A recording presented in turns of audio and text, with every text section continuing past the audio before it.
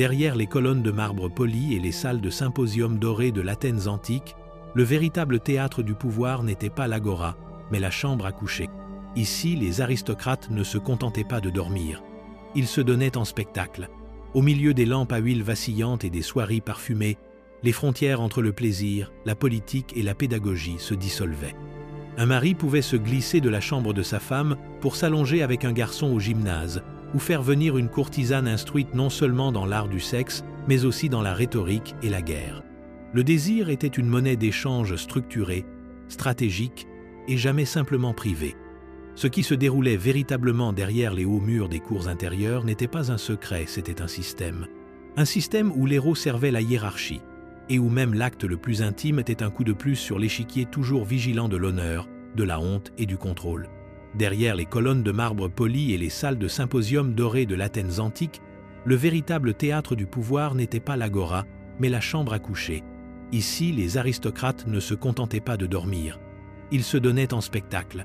Au milieu des lampes à huile vacillantes et des soieries parfumées, les frontières entre le plaisir, la politique et la pédagogie se dissolvaient. Un mari pouvait se glisser de la chambre de sa femme pour s'allonger avec un garçon au gymnase, ou faire venir une courtisane instruite non seulement dans l'art du sexe, mais aussi dans la rhétorique et la guerre. Le désir était une monnaie d'échange structurée, stratégique et jamais simplement privée. Ce n'étaient pas des passions secrètes, mais des rituels répétés, ancrés dans l'architecture même de la maison et les lois de la cité. Dans ce monde, l'érotisme n'était pas une déviation de l'ordre, c'était une manière de le maintenir. Le corps masculin était à la fois arme et temple, la forme féminine à la fois propriété et miroir de la lignée. Dans ce monde, l'héros ne libérait pas, il enchaînait. Ce qui se déroulait véritablement derrière les hauts murs des cours intérieures n'était pas un secret, c'était un système. Un système où chaque gémissement, chaque regard ou chaque union portait le poids du statut, de la honte et de la suprématie. La chambre à coucher devenait un creuset de l'identité civique, où le corps n'était pas un sanctuaire de l'âme, mais la scène sur laquelle la domination était déclarée.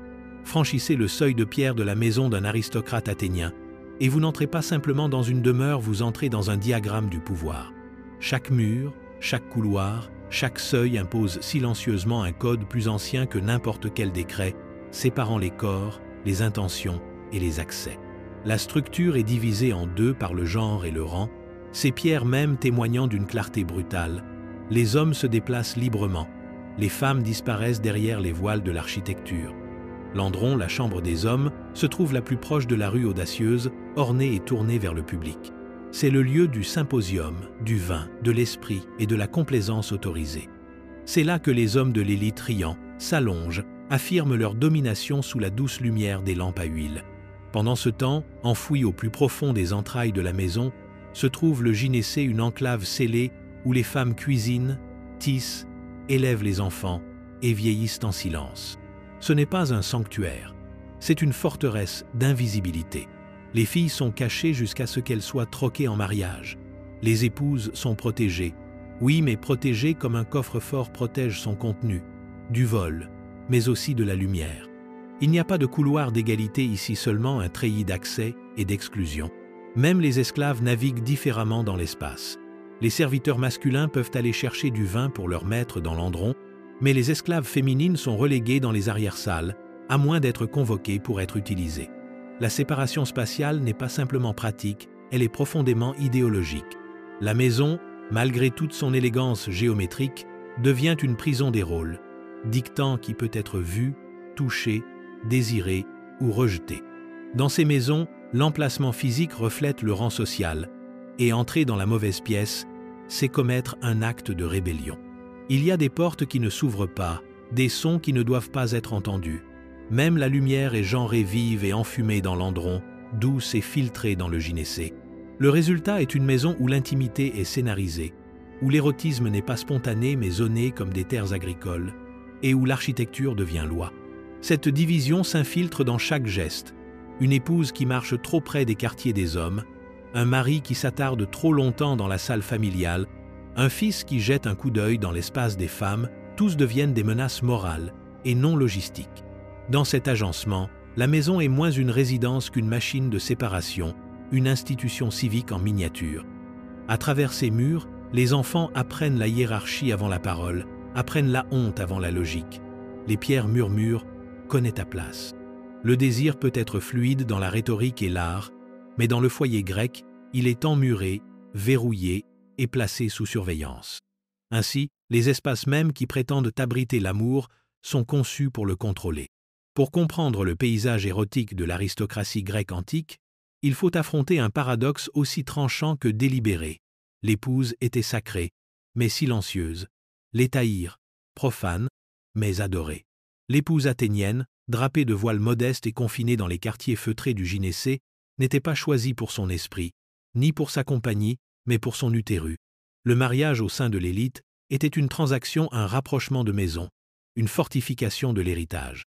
L'épouse était un réceptacle, censé porter des fils et disparaître derrière les rideaux de lin de la vertu, sa présence plus politique que personnelle. Elle était la gardienne de l'oikos, la gardienne de l'ordre domestique, son être érotique effacé au profit de sa fonction maternelle. Pourtant, tandis que l'épouse brodait la loyauté sur des tapisseries et donnait naissance à des héritiers en silence, l'hétaïre entrait audacieusement dans la lumière vacillante des lampes des espaces masculins.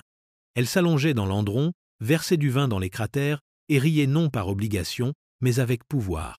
L'hétaïre n'était pas une simple prostituée, elle était cultivée, lettrée et charismatique. Elle discutait d'Homère et de Périclès, défiait les penseurs au symposium et désarmait les généraux non seulement avec son corps, mais aussi avec son esprit.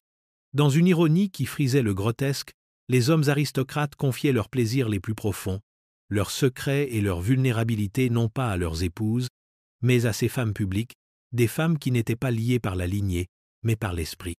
Un homme pouvait se vanter de la vertu de sa femme dans les tribunaux en plein jour, mais c'était l'hétaïre qui connaissait la courbe de son dos aux heures du crépuscule. Même Socrate, ce philosophe de la retenue, aurait longuement conversé avec Diotime, une femme dont les enseignements sur l'amour ont façonné l'épine dorsale même des dialogues de Platon. L'épouse, quant à elle, restait absente de tels registres silencieuses, dociles et délibérément effacées. L'économie érotique se divisait ainsi. L'épouse garantissait la stabilité, l'hétaïre offrait du sens. L'une assurait la survie d'un nom, l'autre rappelait à l'homme qu'il était encore en vie. Mais cette division n'était pas un secret. Elle était codifiée dans la loi, immortalisée dans l'art et murmurée dans chaque couloir de la demeure de l'élite. Le cœur de l'aristocrate, semble-t-il, n'était pas partagé mais méticuleusement organisé. Ce que l'hétaïre représentait n'était pas simplement la liberté, c'était une canalisation calculée de l'héros loin de la volatilité du mariage et vers une intimité maîtrisable et performative. Dans ce monde, le désir était plus sûr en dehors du foyer. Ainsi, l'épouse regardait de derrière ses murs, tandis que son mari trouvait la joie dans les bras de femmes qui ne pourraient jamais porter son nom, mais qui portaient souvent son âme. Le résultat était une société qui prétendait vénérer la chasteté, tout en célébrant publiquement l'éloquence et l'agentivité sexuelle de femmes jugées indignes du mariage. Et la ligne entre le sacré et le scandaleux, comme le voile sur le visage d'une mariée, restait fine comme de la gaze facilement écartée, jamais oubliée. La pièce est faiblement éclairée et lourde d'encens, l'air épais du parfum de vin épicé et de myrrhe broyée, où des lampes à huile projettent des ombres sur les murs peints et où le faible écho d'une lyre ondule sous les rires bienvenus dans l'andron, le cœur masculin de la maison aristocratique grecque et la scène du symposium. Ce n'est pas un festin, c'est un rituel. Allongés sur des clinets des divans étroits disposés en forme de U, les hommes de l'élite d'Athènes ne se contentent pas de dîner. Ils se donnent en spectacle. Chaque geste, chaque gorgée d'un kylix, chaque blague ou pique fait partie d'une joute tacite. Le vin est dilué dans le cratère, non pour freiner l'ivresse mais pour prolonger le jeu, car le symposium est un marathon d'esprit, de séduction et de manœuvres sociales. À mesure que la soirée avance, des joueuses de flûte arrivent, leur mélodie séduisante et aiguë, perçant les murmures comme un chant de sirène. Des hétaïres glissent entre les invités, traînant derrière elles rire, parfum et charme exercé. Elles ne sont pas passives, elles écoutent, elles jouent verbalement. Une remarque bien placée, un contre-argument taquin, un contact soudain de la main, ce sont les armes de la diplomatie érotique. Ici, la conversation peut être plus excitante que la nudité et le rire plus dangereux que la luxure. Le symposium autorise ce que la lumière du jour désavoue. L'ivresse, le flirt, l'intimité entre hommes et femmes ou entre hommes et garçons. Dans cet espace, la hiérarchie est à la fois défiée et affirmée. Un jeune aristocrate peut éblouir avec un poème ou être humilié par l'histoire d'un aîné. Un homme peut susciter une envie silencieuse en s'assurant l'attention d'une hétaïre recherchée. Le statut n'est pas statique dans cette chambre, il est toujours en jeu. Le corps n'est pas caché par honte, mais révélé dans la compétition. La nudité, loin d'être tabou, est esthétisée. Le désir, loin d'être privé, devient théâtre. Parfois, l'érotisme est subtil, un regard tenu trop longtemps, une main effleurant la soie. D'autres fois, il est grotesquement explicite, un accouplement public, initié non pas en secret, mais comme une offrande à Dionysos, dieu du vin et de l'extase. Car Dionysos bénit non pas la retenue, mais l'abandon, et en son nom, les frontières entre l'homme et le dieu, le citoyen et l'esclave, l'héros et le logo se dissolvent comme le vin dans l'eau. Pourtant, même ici, dans cette arène de chaos sanctionné, le contrôle demeure. Le vin doit être mélangé juste comme il faut. Les joueuses de flûte peuvent jouer, mais jamais parler à tort et à travers. L'hétaïre peut se moquer d'un homme, mais seulement pour rehausser son image. Ce n'est pas la liberté. C'est une chorégraphie, une danse de domination orchestrée par l'appétit et l'attrait. Et à mesure que la nuit s'approfondit et que le cratère est à nouveau vidé, la vraie nature du symposium se révèle. Ce n'est pas simplement une réunion, mais un étalonnage, une affirmation ritualisée de qui détient le pouvoir, qui cède et qui observe depuis les ombres. Dans l'andron, le vin coule comme le statut, le plaisir masque le contrôle, et chaque rencontre érotique laisse derrière elle non seulement de la sueur ou un parfum, mais un enregistrement du rang, gravé dans la mémoire comme l'huile sur le lin. Pour comprendre toute la portée de l'héros aristocratique dans la Grèce antique, il faut se tourner sans détour vers une pratique à la fois centrale et troublante. La pédérastie, le mentorat érotisé entre un citoyen adulte de sexe masculin, l'éraste, et un garçon adolescent, l'éromène. Loin d'être marginale ou cachée, cette institution était célébrée, normalisée et tissée dans la trame même de l'identité masculine de l'élite. Elle n'était pas simplement tolérée, elle était louée comme une vertu civique, une forme de pédagogie où le corps devenait à la fois sujet et instrument. L'éraste était censé courtiser le garçon avec retenue, offrant non seulement des cadeaux tels que des flacons à huile, des lyres ou de beaux manteaux, mais aussi de la sagesse, des conseils et de la discipline. L'éromène, à son tour, devait répondre avec modestie, résistance et, finalement, une acceptation sélective. Cela n'était pas censé être une simple séduction. C'était présenté comme une initiation, un passage délicat à travers lequel un garçon serait façonné en futur citoyen en se soumettant, symboliquement et parfois physiquement, à l'autorité d'un homme aguerri. La rhétorique entourant cette pratique était grandiose. Les philosophes affirmaient que l'amour entre hommes était plus pur, moins charnel, plus aspirationnel. Les dialogues de Platon le chantent comme le chemin vers le divin, où l'attraction physique devient l'étincelle de la transcendance intellectuelle et morale. Dans ce schéma, l'éraste n'est pas un prédateur mais un sculpteur, ciselant le caractère à partir de l'argile informe de la jeunesse. Pourtant, la réalité était plus complexe, plus humaine et souvent plus poignante. L'âge du garçon était rarement fixe, son consentement présumé, ses sentiments largement sans importance. Les institutions qui présentaient la relation comme noble gymnase, palestre, symposium, étaient aussi les espaces où la vulnérabilité du garçon était exposée. Les exercices nus, la toilette publique et la surveillance constante des hommes plus âgés transformaient l'éducation en théâtre érotique. Les lois interdisaient aux citoyens de se prostituer, mais seulement après un certain âge. Avant cela, l'attention érotique pouvait se faire passer pour du mentorat. Et tandis que la pratique était structurée pour prendre fin une fois que le garçon atteignait l'âge adulte, les cicatrices de cette intimité temporaire persistaient souvent, inexprimées. Les vers érotiques de Théonis et l'art visuel de la poterie à figure rouge ne reculent pas devant ce rituel. Ils dépeignent des hommes barbus regardant avec désir de jeunes éphèbes, les doigts tendus, les yeux fixés non pas sur l'âme, mais sur les cuisses. Et pourtant, cette dynamique était louée par les orateurs, immortalisée par les poètes et acceptée dans la bonne société comme une forme de devoir patriotique. La justification était qu'à travers cette union, une lignée de vertus serait transmise, que la passion de l'homme plus âgé éveillerait la discipline chez le plus jeune, que la honte de la faiblesse serait consumée par le feu de l'admiration. Mais sous l'idéalisme se cachait une vérité plus sombre. C'était un système où le pouvoir se déguisait en affection, où le contrôle portait le masque de l'amour et où le corps du garçon devenait un lieu de projection pour les ambitions, les anxiétés et les fins inexprimées de l'élite. Dans l'éducation du désir, C'était toujours l'homme plus âgé qui écrivait le programme, et le garçon à qui l'on disait de se sentir honoré simplement d'avoir été choisi. Dans le monde de l'aristocratie grecque antique, le désir n'était jamais immédiat, il était chorégraphié, mis en scène et aiguisé par une résistance ritualisée, et nulle part cela n'était plus apparent que dans la poursuite entre l'Éraste et les Romaines. L'homme plus âgé ne s'emparait pas, il courtisait, il tournait autour. Il rendait ses intentions visibles par des cadeaux et des gestes codés, offrant des flacons à huile finement ouvragée, des bandeaux pour les cheveux aux nœuds complexes, ou des coques de race exquises symboles non pas d'affection, mais de statut, chaque objet étant un signal public d'investissement érotique et social.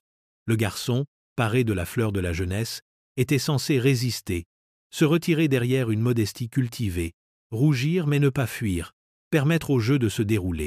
C'était un théâtre paradoxal où céder trop vite marquait le garçon comme vil, un futur paria dans la vie civique.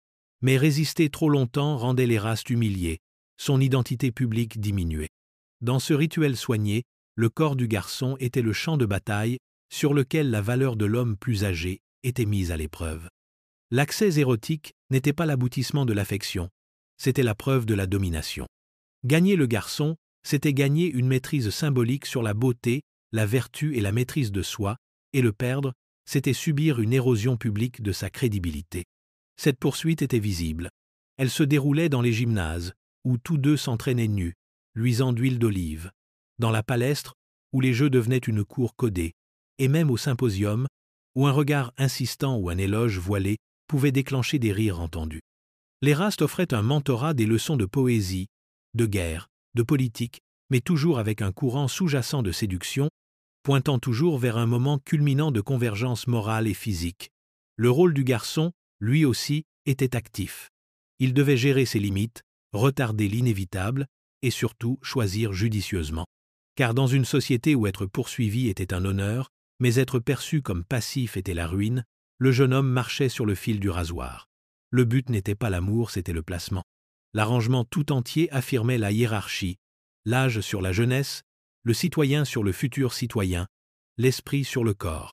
Même si l'intimité avait lieu, elle devait maintenir une forme où le garçon restait spirituellement intact, un élève consentant qui absorbait le pouvoir sans paraître corrompu. Et lorsque la consommation se produisait, elle était idéalement brève, contrôlée et contenue dans des formes spécifiques, ne violant jamais la fiction ultime d'un mentorat noble. Essentiellement, la poursuite concernait moins la chair que l'héritage. L'Éraste ne cherchait pas simplement un partenaire, mais un réceptacle à travers lequel ses vertus résonneraient au-delà de la tombe. Le garçon, à son tour, était intronisé dans une lignée, non pas de romance, mais de domination structurée. Et derrière chaque contact, chaque moment volé dans les bains, ou chaque leçon murmurée sous les figuiers, se cachait une dure vérité. Ce n'était pas une cour, mais une transaction de rôle.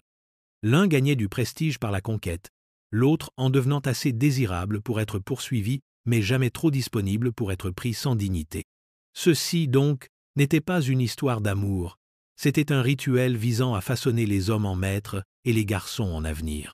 Dans la lumière vacillante d'une salle de banquet athénienne, 7 hommes sont allongés non seulement sur des divans, mais au bord de la révélation métaphysique, c'est le « banquet » de Platon, le plan littéraire de l'érotisme philosophique, où le désir est dépouillé de sa chair pour être revêtu de vertu, où la luxure n'est pas bannie mais réinterprétée comme une échelle vers le divin. Ici, le corps ne devient pas une fin mais un commencement, une étincelle qui allume un feu supérieur. Le dialogue, fictif mais enraciné dans l'atmosphère intellectuelle de l'Athènes aristocratique, se déroule comme un rite sacré. Chaque homme prononce une louange à Héros, le dieu de l'amour, mais leurs hommages ne sont pas au chaos charnel, au contraire, ils tentent de dompter la passion, de l'exploiter, de l'élever de l'appétit à l'aspiration. Phèdre parle de l'amour comme de la force qui fait naître le courage dans le cœur du guerrier. Pausanias trace une ligne entre l'héros vulgaire et l'héros noble. Aristophane tisse un mythe où les êtres humains avaient autrefois 4 bras et 4 jambes, coupés en 2 par les dieux, aspirant à jamais à retrouver leur moitié manquante. Mais c'est Socrate, par la voix de Diotime, qui redéfinit entièrement le désir. Il parle de l'échelle de l'amour, une ascension mystique qui commence par l'attraction physique pour un seul beau corps, puis s'étend à tous les beaux corps, puis à la beauté des esprits, des lois, de la connaissance, et enfin si l'on en est digne à la forme de la beauté elle-même, parfaite, éternelle, intouchée. Dans ce schéma, le désir sexuel n'est plus une distraction de la sagesse. Il en est la première syllabe. Pour l'aristocrate instruit dans une telle pensée, la luxure devient discipline, et la discipline devient politique. Être attiré par la beauté est humain, mais s'élever à travers elle vers la vérité est divin. Ainsi, l'Éraste est réimaginé non pas comme un prédateur, mais comme un philosophe initiateur, guidant le jeune non pas vers le lit, mais vers la maturité métaphysique. L'éromène, à son tour, devient plus qu'un objet de plaisir. Il devient un miroir pour la vertu de l'homme plus âgé, une âme en fleurs plutôt qu'un corps en chaleur. Et pourtant, cette rhétorique élégante et émouvante n'est pas sans ironie. Malgré tout son vocabulaire spirituel, elle reste enracinée dans la hiérarchie, toujours codée dans le pouvoir. L'érotisme n'est pas éliminé. Il est spiritualisé, raffiné, placé sous quarantaine intellectuelle. La chair demeure toujours présente, toujours dangereuse, mais elle doit maintenant se justifier par la dialectique. Le symposium devient un théâtre non pas de la passion, mais de la sublimation. L'amour est permis, même loué, tant qu'il pointe vers le haut. Le plaisir n'est pas nié, mais différé. Dans ce monde, l'homme qui maîtrise son désir est celui qui mérite de diriger. La retenue sexuelle devient une forme de vertu civique, un insigne de noblesse plus tranchant que n'importe quel sceau. Et alors qu'Athènes oscille au bord de l'immortalité philosophique et du déclin impérial, cet idéal de transcendance érotique devient son mythe d'adieu, une tentative finale de lier le corps à l'âme, et ce faisant, de prouver que le pouvoir n'a pas besoin de corrompre s'il peut être persuadé de s'élever. Pour comprendre la vie érotique des aristocrates grecs anciens, il faut aller au-delà des symposiums faiblement éclairés et des aphorismes parfumés de la philosophie pour entrer dans la géométrie froide de la loi, où le désir n'était pas éteint mais catégorisé, sanctionné ici, criminalisé là, en fonction non pas de l'acte lui-même, mais du statut du corps impliqué. La loi athénienne, gravée au nom de l'ordre et de la vertu, permettait à un homme de coucher avec des esclaves, des hétaïres et des prostituées sans répercussion morale ou civique. Ces femmes, et dans de nombreux cas, ces garçons n'étaient pas des citoyens. Ils n'avaient pas de voix politique, pas de statut légal, et donc aucune possibilité d'être violés aux yeux de l'État. Leur corps était des marchandises, leur souffrance sans importance, leur consentement présumé ou totalement ignoré. Mais l'épouse citoyenne cloîtrée, voilée et tenue loin des yeux du public, était une toute autre affaire. La toucher sans les liens du mariage légal n'était pas simplement immoral, c'était une trahison. L'adultère n'était pas un crime de passion mais de violation de propriété, une contamination des lignées, une perturbation de l'héritage. Un homme qui séduisait la femme d'un autre pouvait légalement être tué sur le champ par le mari offensé, sans procès nécessaire. Mais ce même homme pouvait visiter une maison close chaque soir, sans subir plus qu'un sourcil levé. Les contradictions sont flagrantes, mais elles n'étaient pas du tout considérées comme des contradictions, elles étaient l'architecture. L'oikos, le foyer, était la plus petite unité politique de l'État, et comme tout État, il nécessitait des frontières, des hiérarchies et des lois. Dans cette logique, le corps de l'épouse n'était pas le sien, il était le réceptacle de la lignée citoyenne, le gardien de la pureté, l'archive physique de la continuité civique. L'adultérer, c'était polluer l'avenir. Utiliser un esclave, cependant, c'était exercer son droit masculin. Le double standard n'est pas une faille du système, c'est le système. La vertu des femmes était imposée par le confinement physique et la terreur légale. Une épouse découverte infidèle faisait face non seulement au divorce, mais à l'anéantissement social, à la perte de sa dot et à la disgrâce pour toute sa parenté.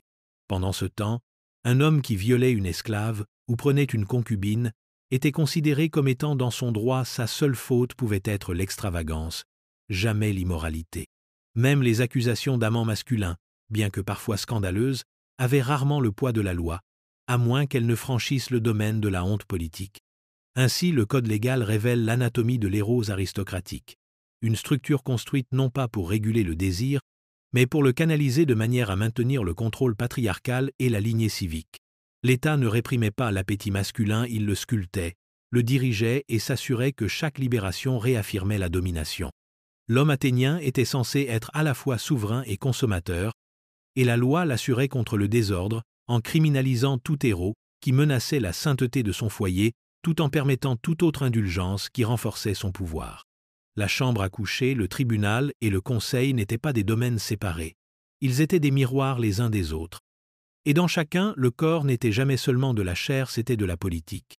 Au sommet de l'Acrocorinthe, où la montagne plonge comme un couteau dans le ciel, se dressait le célèbre temple d'Aphrodite, voilé de fumée rose et de rumeurs, et dont on disait qu'il était servi non pas par des prêtres, mais par des courtisanes des milliers, si l'on en croit les auteurs anciens qui offraient leur corps non pas pour de l'argent mais par piété, mettant en scène ce que les historiens appelleraient plus tard la prostitution sacrée.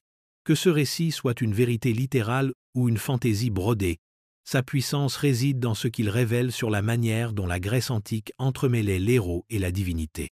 Contrairement aux dieux austères des fois ultérieures, le panthéon grec était sans complexe charnel. Aphrodite ne se contentait pas de sanctionner l'amour, elle en était l'incarnation, la flamme, la sanction et la punition. S'unir à une femme à son service n'était pas un péché mais un sacrement. Pourtant, les archives sont confuses. Hérodote et Strabon ont écrit sur ces courtisanes de temple, des femmes qui, par vœu ou par coercition, donnaient leur chair à des étrangers en échange de la faveur de la déesse. Mais les chercheurs modernes débattent de ces récits, notant leurs origines dans des contes de seconde main, des exagérations orientalistes et des récits moralisateurs.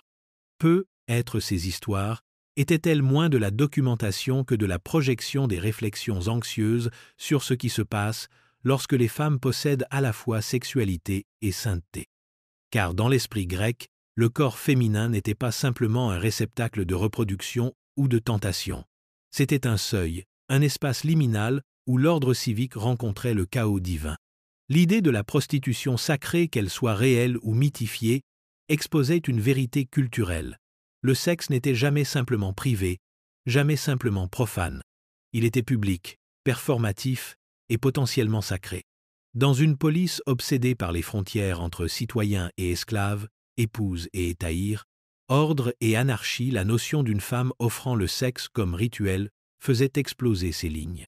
La prostituée sacrée, si elle a existé, se tenait à un carrefour dangereux, une femme avec une agentivité, avec une justification divine, détachée de son mari ou de son père, et pourtant centrale à l'identité religieuse de la cité. Son contact n'était pas honteux, il était purificateur. Ses gémissements, des échos de l'ordre cosmique. Une telle figure était à la fois vénérée et crainte. Elle incarnait la tension grecque entre le contrôle et l'abandon, entre la symétrie d'Apollon et le délire de Dionysos. Pour les hommes qui entraient dans le temple, offrant argent et sueur, ce n'était pas de la luxure, c'était la participation à un drame plus grand, où l'érotique devenait l'écho du céleste, où l'orgasme reflétait la convergence divine du chaos en forme. Que ces rites aient réellement eu lieu importe moins que le fait qu'ils aient été crus, craints, enviés. Ils hantaient l'imagination, dépeignant le temple comme un théâtre de l'appétit divin et du pouvoir féminin. Et dans une culture où l'identité civique était gravée dans la peau, le mythe de la prostitution sacrée servait un but. Il rappelait à l'élite que même leur héros le plus structuré et stratégique ne pouvait échapper à l'ombre des dieux. En fin de compte, l'histoire du temple d'Aphrodite n'est pas une question d'histoire. C'est une question de croyance et de la possibilité terrifiante que le corps, lorsqu'il est offert librement au divin, puisse détenir plus d'autorité que les lois des hommes.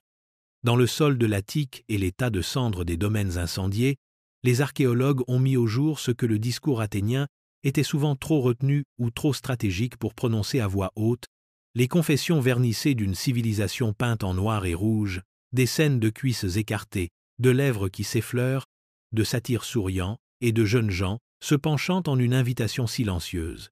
Ces vases, élégants dans leur forme et grotesques dans leur contenu, n'étaient pas des curiosités cachées. Ils étaient exposés, échangés et admirés dans les espaces mêmes où le pouvoir et l'héros convergeaient. Un kylix passé lors d'un symposium pouvait dépeindre précisément ce qui se déroulait sous les yeux. Un garçon poursuivi par un homme barbu, une hétaïre accroupie entre deux fêtards, ou un groupe de satyres en frénésie dionysiaque, leurs érections comiques par leur taille mais mortelles par leur implication. Ces images n'étaient pas accidentelles, elles étaient instructives. Elles enseignaient, affirmaient et mettaient en garde. Dans un monde où le langage parlé était superposé d'euphémismes et de silences, ces scènes peintes étaient brutalement claires, dépouillant le désir de sa métaphore et le figeant dans la permanence de la céramique. Elles enseignaient aux jeunes à quoi s'attendre la position des membres, les rôles assignés par l'âge, la performance attendue de l'amant comme de l'aimé. Elles rappelaient à l'homme son droit de poursuivre, de se régaler, de commander, Mais toutes les images ne sont pas célébratoires. Beaucoup portent une cruauté subtile, des garçons montrés avec les yeux détournés, des satyres montant des nymphes qui reculent, des orgies bordées de violence et d'asymétrie. Ce n'étaient pas des idéalisations, c'étaient des miroirs, et parfois des avertissements. Mal jouer son rôle dans cette économie érotique n'était pas seulement une erreur personnelle, c'était une tâche civique, car le vase était à la fois une invitation et un réquisitoire. On pouvait lire dans la courbure soignée d'un poignet la différence entre une cour noble et une indulgence déshonorante. Un regard trop soumis, un geste trop avide, et le spectateur comprenait la leçon. La beauté doit résister, le pouvoir doit guider. Même les corps grotesques des satyres mi-hommes, mi-bêtes, éternellement en érection, servaient d'emblème de ce à quoi ressemblait un héros non régulé, animal, comique, dangereux. L'Athénien de l'élite les regardait non pas avec horreur, mais avec un amusement méfiant. Le satyre était ce qu'il pouvait devenir s'il perdait le contrôle, s'il laissait le désir dépasser la bienséance. Ainsi, le vase était une philosophie visuelle plus immédiate que Platon, plus permanente que la rumeur. Il murmurait à travers la peinture « Voilà ce que tu peux faire, voilà ce que tu ne dois jamais sembler trop désirer ». Certaines scènes célébraient la conquête, d'autres laissaient entrevoir l'humiliation. Ensemble, elles formaient un code visuel de la sexualité de l'élite, précis, public et durable. Et parce que ces vases étaient offerts en cadeau, exposés lors des symposiums et même placés dans les tombes, ils devinrent partie intégrante de l'au-delà de la mémoire érotique, un héritage non seulement de beauté, mais de contrôle. Dans la courbe silencieuse de la terre cuite, où les lèvres rencontraient les hanches et les mains saisissaient les cuisses, Athènes mettait à nu ses vérités, des vérités trop volatiles pour la loi, trop intimes pour la prose. Elles perdurent non pas parce qu'elles étaient belles, mais parce qu'elles étaient honnêtes. Le vase parlait quand la langue ne le pouvait pas, et ce qu'il disait brûle encore à travers le temps. Sous les villas de marbre et derrière les plis parfumés des rideaux des symposiums, un chœur invisible de corps se mouvait sans voix, sans nom, sans protection les esclaves de l'élite athénienne, dont la chair n'était pas la leur, et dont le consentement n'était jamais requis. Ils étaient l'infrastructure du désir, l'architecture muette sur laquelle se construisait le plaisir aristocratique. Des garçons huilés et entraînés à marcher avec élégance, leur peau frottée de myrrhe importée. Des filles prises en Thrace, en Lydie ou en Égypte, dépouillées de leur lignée et façonnées en instruments de soumission. Des eunuques altérés par la force, leur masculinité effacée pour devenir plus acceptable, plus docile, plus convenable au goût des hommes qui souhaitaient dominer sans défi. Ces corps n'apparaissaient pas dans les dialogues de Platon, ni sur les amphores peintes passées de main en main. Ils existaient dans les marges cruciaux, constants et effacés. Le garçon parfumé qui tendait un kylix était aussi celui que l'on convoquait après le départ des invités. La jeune fille silencieuse qui jouait de Lolo était la même dont on attendait la présence dans la chambre à coucher, sans reconnaissance, sans pause. Les esclaves étaient utilisés non seulement pour le travail, mais pour l'intimité, souvent dès l'enfance, et leur silence faisait partie de l'arrangement. Résister était impensable, et parler était inutile. La loi ne reconnaissait aucune violation si le violé n'appartenait à aucune famille citoyenne. Leur douleur n'était pas enregistrée comme un dommage, mais seulement comme une désobéissance. Ils pouvaient être fouettés pour avoir refusé une caresse, vendus pour avoir vieilli, rejetés pour leur défiance. Et pourtant, ils étaient essentiels, lubrifiant la machinerie de l'héros de l'élite non seulement avec leur corps mais avec leur invisibilité. Leur souffrance n'était pas accessoire, elle était systémique. C'était le bourdonnement de fond sur lequel les gémissements des privilégiés trouvaient leur rythme. Un homme pouvait discourir sur la modération le jour et commander le silence d'un esclave sanglotant la nuit. La contradiction n'était pas cachée, elle était institutionnelle. Dans le monde de la sexualité aristocratique, la beauté était une monnaie, et les esclaves en étaient des banques. Ils étaient habillés, entraînés, disposés comme des meubles, et leur contact était considéré comme plus raffiné que l'affection maladroite des épouses ou les émotions imprévisibles des amants. Ils ne parlaient que si on leur adressait la parole, ils ne saignaient que si on le leur permettait, et quand ils pleuraient, c'était derrière des portes closes, si tant est qu'ils pleuraient. Aucun poème n'a été écrit pour eux, aucune statue n'a été sculptée. Pourtant, ils étaient le cœur battant d'une culture qui exigeait le plaisir sans interruption, l'obéissance sans coup. Leur silence faisait fonctionner le système, une protestation trop éloquente aurait fait s'effondrer le fragile mythe de l'héros noble, du désir élevé. Mais bien que les archives soient muettes, la vérité demeure, Pour chaque homme athénien qui gravissait l'échelle de l'amour, il y avait un corps sous ses pieds, sans nom, non célébré et non sauvé. Ces esclaves n'étaient pas des ombres, ils étaient la structure. Et bien que l'histoire ait tenté de les oublier, leur absence est plus assourdissante que n'importe quel hymne à la beauté, n'importe quelle ode à la philosophie. Dans le parfum qu'ils portaient, dans les ecchymoses qu'ils dissimulaient, dans les lèvres qu'ils gardaient closes, ils disaient la vérité la plus brutale de toutes, que dans le monde de l'érotisme antique, le plaisir était le pouvoir, et le pouvoir exigeait le silence. Dans les dernières lueurs des lampes à huile et le tintement des cratères vidés, le symposium athénien, si souvent célébré comme un creuset d'esprit, de séduction et de haute culture, révélait parfois son véritable cœur pourrissant, une scène non pas de flirt, mais de dégradation, non pas d'héros raffinés, mais d'abus ritualisés se faisant passer pour un droit de l'élite. Derrière la musique douce, les vers lyriques et les rires entendus se cachaient des rites plus sombres des aristocrates qui, protégés par leur statut et enhardis par la loi, mettaient en scène des désirs non seulement sans retenue mais grotesquement chorégraphiés. Dans ces chambres privées, la ligne entre l'invitation et la coercition se dissolvait, et le plaisir, si on pouvait l'appeler ainsi, devenait indiscernable de l'humiliation. Il n'était pas rare que les symposiums culminent en jeux de pouvoir, où l'on ordonnait aux esclaves de se produire devant les invités, dépouillés de leur dignité et de leur nom, leur corps exposés comme des animaux à une vente aux enchères. Certains étaient battus non pas par colère, mais par rituel puni pour afficher le contrôle d'un maître, pour attiser l'érotisme de la domination. Les étahirs aussi, bien qu'éduqués et payés, pouvaient se retrouver piégés dans des scènes qu'elles n'avaient pas choisies, leur raffinement tourné en dérision alors que les rires devenaient cruels.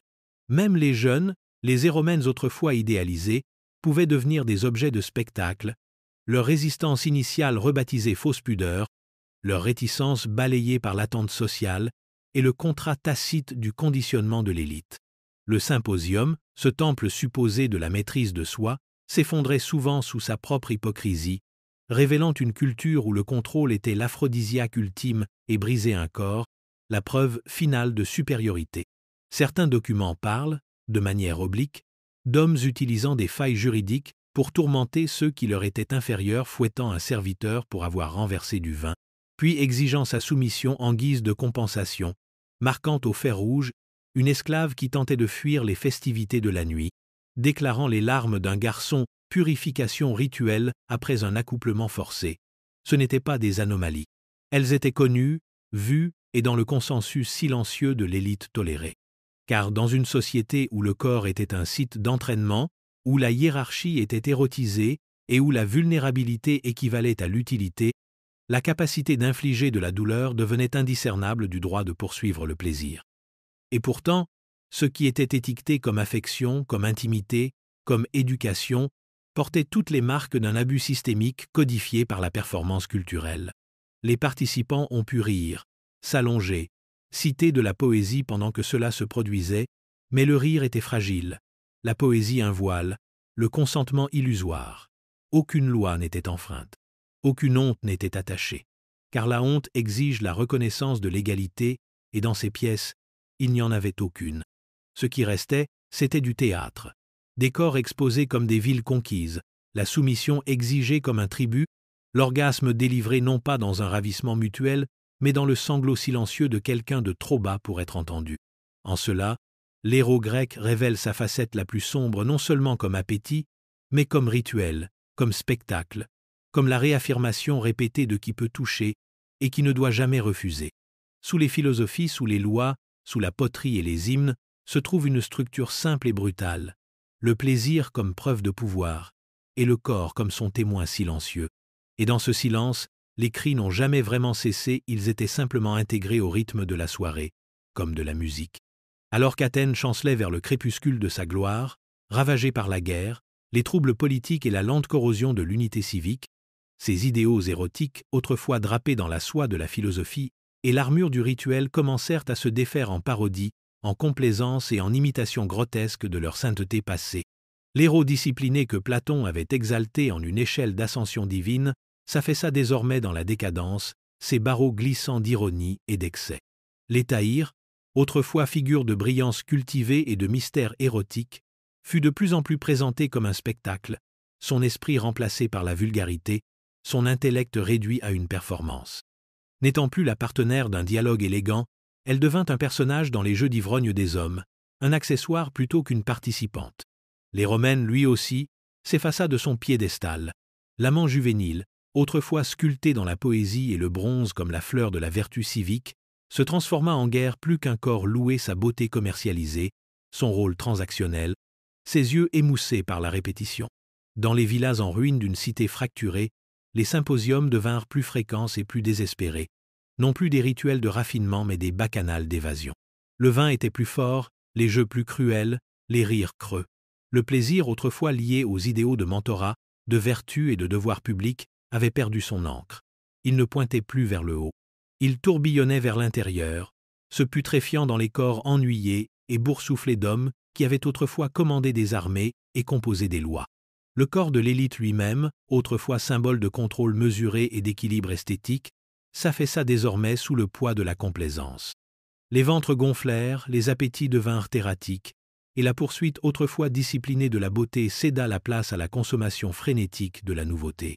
Les philosophes en avaient averti Platon craignaient la tyrannie des appétits, et Aristote parlait d'équilibre, mais leurs enseignements devinrent des ornements dans la bouche des hommes mêmes qui les défiaient. Athènes, qui avait autrefois érotisé la retenue comme la plus haute forme de pouvoir, glorifiait maintenant la gloutonnerie. La chambre privée devint non pas une scène d'intimité symbolique, mais un repère d'excès compulsif. Même l'art changea. Les vases à figures rouges, si précis et chargés de significations codées, cédèrent la place à des formes plus grossières, plus littérales, moins évocatrices. Les satyres, autrefois métaphores d'avertissement, reflétaient désormais trop fidèlement leurs spectateurs. Dans ce monde de décadence, les frontières entre amants et clients, entre symposiastes et toxicomanes, entre héros et entropie, se dissolvirent entièrement. Ce qui restait n'était pas le désir, mais la compulsion, non plus la beauté mais la boursouflure. Et à mesure que la chair de la police pourrissait ses lois corrompues, sa démocratie vidée de sa substance, ses citoyens fracturés ses rituels les plus intimes, en firent de même. L'érotisme, qui avait autrefois structuré l'identité et renforcé l'ordre civique, révélait maintenant le vide au cœur de la cité. Ce qui avait été philosophie devint farce. Ce qui avait été cérémonie devint spectacle. Le corps de l'élite, autrefois modèle pour la cité, témoignait désormais de sa chute non pas avec un cri, mais avec un soupir, verni d'huile, affalé dans la soie, boursouflé de pouvoir et insensible aux conséquences. Athènes avait autrefois appris au monde à désirer sagement. Maintenant, elle ne faisait que consommer. L'architecture du désir construite dans les chambres à coucher de la Grèce antique ne s'est pas effondrée avec le Parthénon, ni n'a disparu en poussière comme les fresques des symposiums oubliées elle a migré, muté et survécu, ses contours encore visibles dans les fondations de la pensée, du droit, de l'art et du pouvoir moderne. De la poursuite calculée du beau garçon dans l'andron à l'intellect séducteur de l'hétaïre, l'idéologie érotique grecque s'est infiltrée dans l'Empire romain, où les empereurs ont adopté non seulement la philosophie, mais aussi la performance de l'intimité grecque. Néron a paradé avec son amant masculin Sporus dans les rues sous un voile de mariée. Adrien a pleuré publiquement son Héromène noyée, Antinous, puis l'a divinisé, érigeant des statues à travers l'Empire. Ces gestes n'étaient pas des déviations, c'étaient des héritages, filtrés par le spectacle romain et le caprice impérial. Des siècles plus tard, alors que la Renaissance déployait ses bannières de velours de la redécouverte, les artistes et les penseurs sont revenus à l'idéal grec de la belle forme masculine et du lien intellectuel sensuel. Michel-Ange a sculpté des corps non seulement dans le marbre, mais dans le désir. Léonard de Vinci a écrit sur la géométrie et l'amour avec la même plume tremblante. Le banquet n'a pas été oublié, il a été enseigné. Et avec lui est venue l'ombre persistante de l'Éraste et de l'Héromène, pas toujours en nom, mais dans la forme du mentor masculin plus âgé et du jeune homme docile et admiratif. Même l'éducation moderne en porte la trace, le philosophe et le protégé, l'enseignant dont l'affection se brouille en obsession, l'institution qui protège le pouvoir même lorsqu'elle abuse de la confiance. Nous parlons encore de pédagogie avec révérence, sans connaître ses racines dans un système où l'apprentissage était fusionné avec la séduction, où l'autorité venait avec le droit de toucher. Dans les scandales contemporains prêtres, professeurs, producteurs, l'écho antique est assourdissant. Nous luttons encore pour séparer le mentorat de la manipulation, l'orientation du conditionnement, La dichotomie grecque de l'épouse et de l'étaïre survit également, remodelée mais familière. La femme assez bien pour être épousée doit rester intouchée. La femme qui parle librement, qui jouit de son corps, est encore trop souvent transformée en spectacle. Nos lois, elles aussi, restent déséquilibrées, les hommes pardonnés pour leurs appétits, les femmes punies pour leur disponibilité. Et dans le langage, l'héritage murmure. Nous utilisons platonique pour signifier l'amour sans sexe, bien que les amants de Platon fussent imprégnés des deux. Nous décrivons les symposiums comme des rassemblements intellectuels, oubliant qu'ils commençaient par des débats arrosés et une intimité rituelle. Nous glorifions la retenue chez les hommes publics, tout en leur permettant des appétits en privé, tout comme Athènes le faisait autrefois. Ce qui était autrefois gravé sur des vases est maintenant diffusé en silence. Ce qui était autrefois dit dans l'Andron est maintenant caché dans des textes cryptés. Mais la forme du système, l'élévation du pouvoir par l'héros, la justification du contrôle par le désir reste intacte. La chambre à coucher grecque, avec ses voiles, son entraînement, ses hiérarchies, projette encore sa longue ombre sur les chambres à coucher d'aujourd'hui. Et bien que les murs aient changé, les rôles souvent n'ont pas changé. Le passé ne meurt pas dans les ruines. Il dort sous nos rituels, nos scandales, nos amours attendant d'être touchés à nouveau. En fin de compte, la chambre à coucher athénienne drapée de lin, éclairée par une huile tremblante, douce d'herbes broyées et de peau, n'a jamais été privée, jamais sûre, jamais simplement une chambre de repos ou de passion. C'était un théâtre de la citoyenneté, un creuset de la hiérarchie, une scène sur laquelle les rôles n'étaient pas seulement joués, mais gravés dans la chair de ceux qui y entraient. Dans la Grèce antique, le désir n'était pas un instinct incontrôlé, sauvage et importun, c'était une doctrine, une discipline et un dessein. L'amour ne libérait pas, il sculptait. L'Éraste ne poursuivait pas simplement un jeune homme, il le préparait au pouvoir en l'exerçant sur son corps. L'hétaïre ne se contentait pas de divertir, elle traduisait la séduction en spectacle, l'intellect en monnaie d'échange. L'épouse n'était pas simplement cachée, elle était mise en quarantaine, son silence preuve de la lignée et de la loi. Dans ce monde, le sexe n'était pas l'ombre de la politique. Il en était la répétition. Les rythmes du symposium résonnaient dans les tribunaux. Les hiérarchies de la maison reflétaient celles de l'État. Le citoyen athénien apprenait la domination par le désir, pratiquait la soumission par le flirt et comprenait le contrôle non seulement par la loi mais par la chair. Même la philosophie, cette prétendue ascension de l'âme, était introduite en contrebande par le contact d'une main plus âgée sur une cuisse plus jeune. Et pourtant, personne dans ce système érotique, ni les puissants ni les sans-pouvoir, n'était vraiment libre. L'homme qui aimait devait poursuivre stratégiquement, se retenir de manière performative et dominer sans paraître brutal. Le jeune homme qui était aimé devait résister symboliquement, céder gracieusement et endurer silencieusement. La courtisane devait être à la fois objet et oracle, intelligente mais jamais menaçante, sexuelle mais jamais souveraine.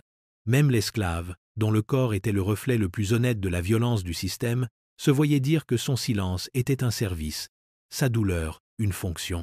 Ce qui en est ressorti n'était pas une culture du plaisir, mais une civilisation de la chorégraphie, où chaque baiser était une réplique, chaque geste une affirmation de la structure. Et ainsi, alors qu'Athènes s'élevait et tombait, que ses murs étaient percés et ses monuments s'effondraient, l'idéologie qu'elle avait gravée dans la chambre à coucher a perduré. Non pas parce qu'elle était naturelle, mais parce qu'elle était utile, parce qu'elle a formé des générations à confondre le désir avec l'ordre, la domination avec le devoir et l'intimité avec la surveillance. Ce qui reste aujourd'hui, ce sont les fragments, des poèmes de désir, des vases de poursuite, des lois de contradiction et des mythes de transcendance. Mais derrière chaque fragment se cache une question, urgente et non résolue, quand une société scénarise le désir pour servir le pouvoir, qui reste intact. Dans la Grèce antique, même les dieux aimaient avec violence, et les mortels suivaient leur exemple. La chambre à coucher, comme l'agora, était un lieu de spectacle, pas de vérité. Et dans ces ombres, nous voyons les nôtres, le fantôme persistant de l'amour réduit à une leçon, de la chair réduite à une fonction, de la liberté suspendue au bord d'un sourire. Ce qu'Athènes a enseigné au monde, ce n'est pas comment aimer, mais comment l'organiser. Et ce qu'elle a laissé derrière, elle n'est pas seulement de l'art ou de la pensée, mais un système qui attend encore dans les lieux tranquilles où le désir rencontre la loi.